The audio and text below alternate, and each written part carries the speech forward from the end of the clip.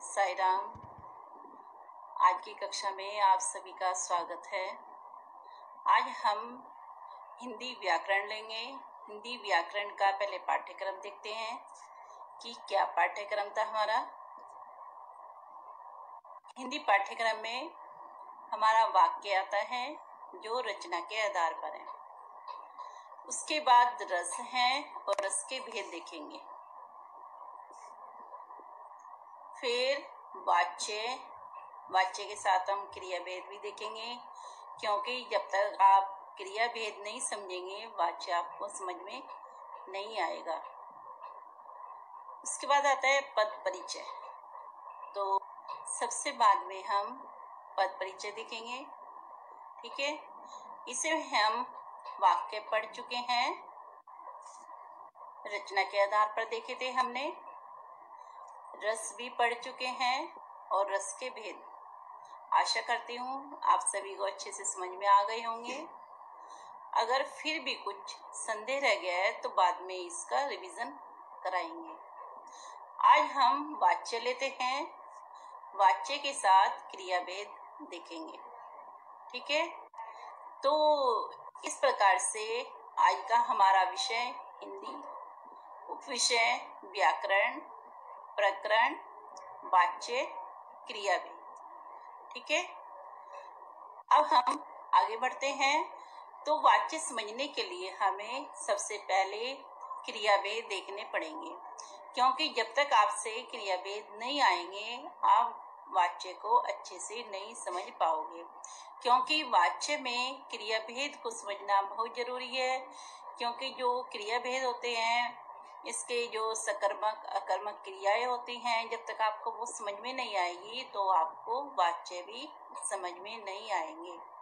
तो चलिए क्रिया भेद देखते हैं। सबसे पहले हम देखेंगे क्रिया किसे कहते हैं। तो जिस शब्द से या पद से किसी कार्य के करने या होने का बोध होता है, अर्थात पता चलता है, उसे क्रिया कहते हैं, ठीक है। ये समझ में आया। हमें जिन शब्दों से यह पता चल रहा है कि कार्य हो रहा है या कार्य हो गया है या कार्य हुआ था, तो उन शब्दों को हम क्रिया कहते हैं। अब उदाहरण देखेंगे। इसमें सबसे पहला उदाहरण है हमारा, चिड़िया आकाश में उड़ रही है। तो यहाँ पर हमें किससे पता लग रहा है कि चिड़िया क्या कर रही है? तो चिड़िया उड़ रही है। तो हमें इससे ये मालूम हो रहा है कि कुछ कार्य हो रहा है। चिड़िया क्या कार्य कर रही है? वह उड़ रही है। अब दूसरा देखेंगे, मोहन पार्क में दौड़ता है। तो हमें इससे पता लग रहा है कि वह मोहन क्या कर रहा है? तो मोहन दौड़ रहा है, वह दौड़ता है। तो हमें इससे पता लग रहा है मोहन दौड़ता है।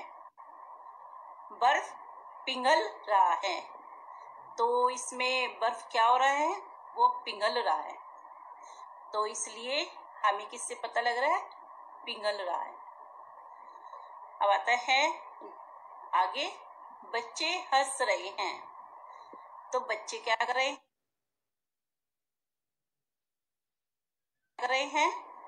वे हंस रहे हैं। तो यहाँ पर क्रिया क्या है हमारी? हंस रहे हैं। तो ये समझ में आया।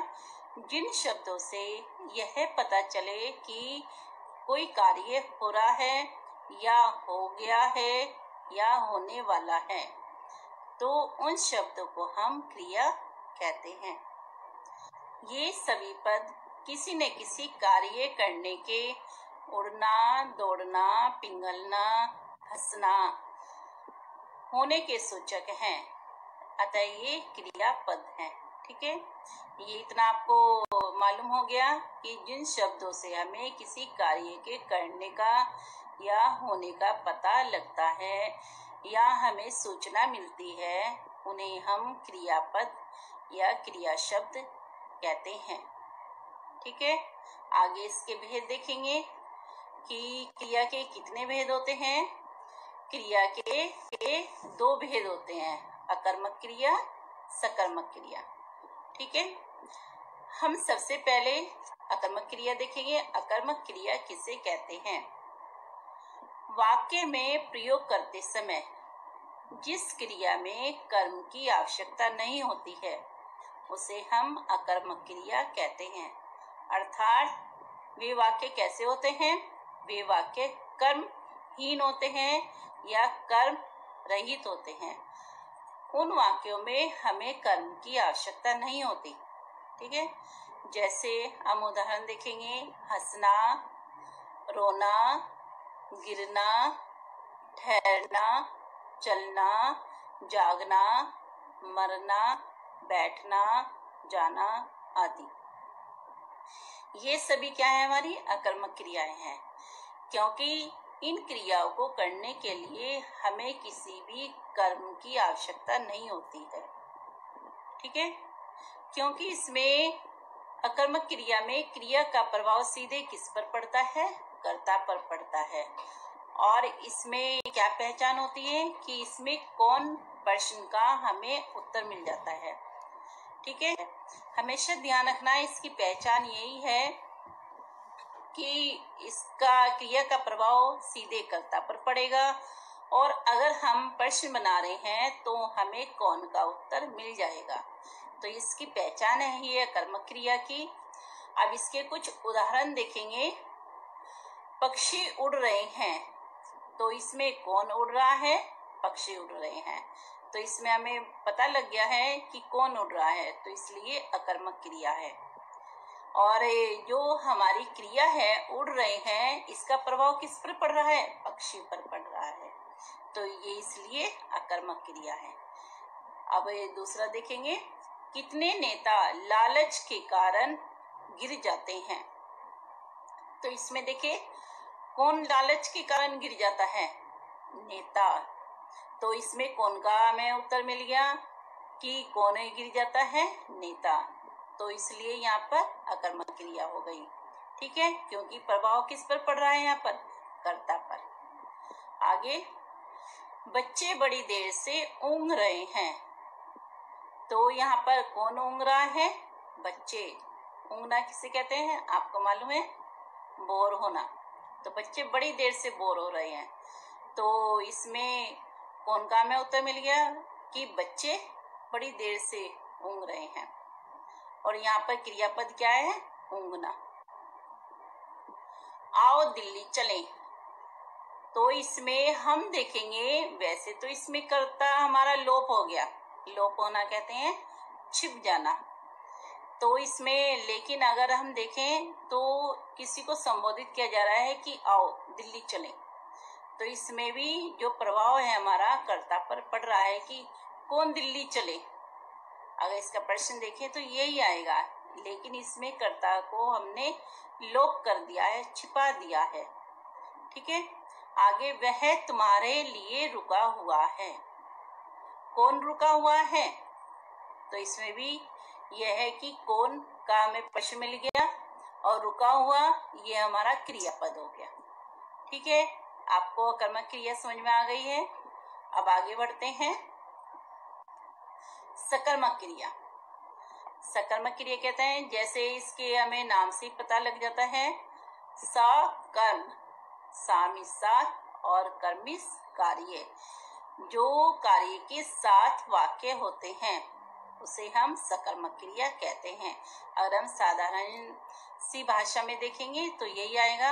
अब इसको और अच्छी तरह से समझते हैं। जिस कार्य के प्रयोग में कर्म की आवश्यकता पड़ती है उसे सकर्मक क्रिया कहते हैं। अर्थात वे वाक्य कर्म सहित या कर्म के साथ होते हैं। जैसे मैंने अभी बताया कि सकर्म, सकर्मक क्या हो गया? सकर्म। तो सा से अर्थ हो गया कर्म से कार्य या काम। तो जो कर्म के साथ होता है उसे हम सकर्मक कहते हैं। कौन कौन सी क्रियाएं होती हैं? जैसे देख, सुन, पढ़, लिख, कह, सूंघ, खा, पी, मार, बेच आदि। तो ये सभी हैं, लिख भी है इसमें। तो ये हमारी सकर्मक क्रियाएं होती हैं। इसमें क्रिया कर्म के अनुसार होती है। इन वाक्यों में क्या से बने प्रश्नों के उत्तर आते हैं। जैसे हमने अकर्मक क्रिया में देखा कि वहां पर कर्ता पर प्रभाव पड़ता है, लेकिन यहाँ पर क्रिया जो होती है हमारी कर्म के अनुसार होती है। कर्म पर प्रभाव पड़ता है क्रिया का, वहाँ क्रिया का कर्ता पर प्रभाव पड़ता है, और सकर्मक में क्रिया का कर्म पर प्रभाव पड़ता है। और अकर्मक क्रिया में कौन का प्रश्न हमें उसका उत्तर मिल जाता है, इसमें क्या से बने प्रश्नों के उत्तर हमें मिल जाते हैं। अब इसका एक उदाहरण देखेंगे। राधा ने पुस्तक खरीदी। तो क्या है इसमें क्रियापद क्या है हमारा, खरीदी। और राधा ने क्या खरीदा, पुस्तक। अगर हम इसमें से पुस्तक को हटा दें, राधा ने खरीदी, तो एक वो हो गया कि क्या खरीदी। तो पुस्तक को हटाने के बाद जो वाक्य है, वाक्य हमारा अधूरा सा माना जाएगा। जो वाक्य है वह हमारा पूर्ण नहीं होगा और उसका अर्थ भी नहीं निकल रहा होगा। तो इसलिए हमें कर्म की आवश्यकता होती है। पुस्तक क्या है इसमें कर्म है, तो इसलिए पुस्तक का होना इसमें बहुत जरूरी है। अगर पुस्तक को लोप कर देंगे तो यह वाक्य अधूरा माना जाएगा और इसका अर्थ भी नहीं निकल रहा होगा। ठीक है, ये आपको समझ में आया। अभी इसमें जैसे इसमें देखा है हमने, राधा ने खरीदी, तो ये जिज्ञासा बनी हुई है कि क्या खरीदी। तो यहाँ पे क्रिया का प्रभाव किससे पड़ रहा है, कर्म पर पड़ रहा है। कर्म हमारा क्या है इसमें, पुस्तक। तो इसलिए पुस्तक का होना बहुत जरूरी है। इसमें अगर कर्म नहीं होगा तो यह वाक्य अधूरा माना जाएगा। ठीक है, अब इसके कुछ और उदाहरण देखेंगे हम। सबसे पहले, शीला ने संतरा खाया।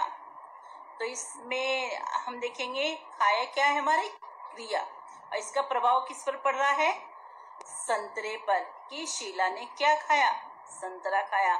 अगर हम संतरे को लोप कर दें, छिपा दें, शीला ने खाया, तो एक जिज्ञासा बनी हुई है कि क्या खाया, ये भी तो पता होना चाहिए। तो इसलिए संतरे के बगैर यह वाक्य अधूरा माना जाएगा। तो हमें इस वाक्य को पूर्ण करने के लिए कर्म की आवश्यकता होगी, कर्म जरूरी होगा। आगे उदाहरण देखेंगे। मैंने बच्चों को कहानी सुनाई। मैंने बच्चों को क्या सुनाई, गाना सुनाया, कहानी सुनाई, क्या सुनाया, ये तो पता होना चाहिए कि हमने क्या सुना दिया। तो इसलिए इसमें भी हमें कर्म की आवश्यकता होगी। कर्म क्या है हमारा, कहानी, और क्रियापद सुनाई। तो इसमें भी हमें कर्म की आवश्यकता हो रही है। तो इसलिए ये क्या है हमारा, सकर्मक क्रिया। इसमें क्रिया का प्रभाव किस पे पड़ रहा है, कहानी पर। तो आपने देखा होगा कि जो कर्म है, कर्म के अनुसार हमारी क्रिया लगी हुई है। अगर कर्म हमारा स्त्रीलिंग है तो हमारा जो क्रिया होगी, क्रिया भी स्त्रीलिंग में ही जाएगी। संतरा यहाँ पुल्लिंग है, तो खाया भी हमने पुल्लिंग में लगाया। जबकि हमारा कर्ता क्या है, शीला, शीला स्त्रीलिंग है, लेकिन वो किसके अनुसार हुई क्रिया, कर्म के अनुसार। तो ये हमारा क्या है, सकर्मक क्रिया। इसी प्रकार से कहानी, कहानी क्या है हमारी स्त्रीलिंग, तो सुनाई, इसलिए वहां पर भी क्रिया हमारी स्त्रीलिंग हो गई। आगे देखेंगे, बच्चे पतंग उड़ा रहे हैं। तो बच्चे क्या उड़ा रहे हैं, क्रियापद हमारा उड़ाना हो गया और कर्म हमारा हो गया पतंग। बच्चे पतंग उड़ा रहे हैं, इसमें हमें क्या का उत्तर मिल गया है। अध्यापक कविता पढ़ा रहे हैं। तो अध्यापक क्या पढ़ा रहे हैं, कविता। तो यहाँ पर कर्म क्या है हमारा, कविता, और पढ़ाना क्या हो गया, क्रियापद। ठीक है, आगे देखेंगे। मोहन गृह कार्य कर रहा है। तो मोहन क्या कर रहा है, गृह कार्य। तो ये हमारा कर्म हो गया।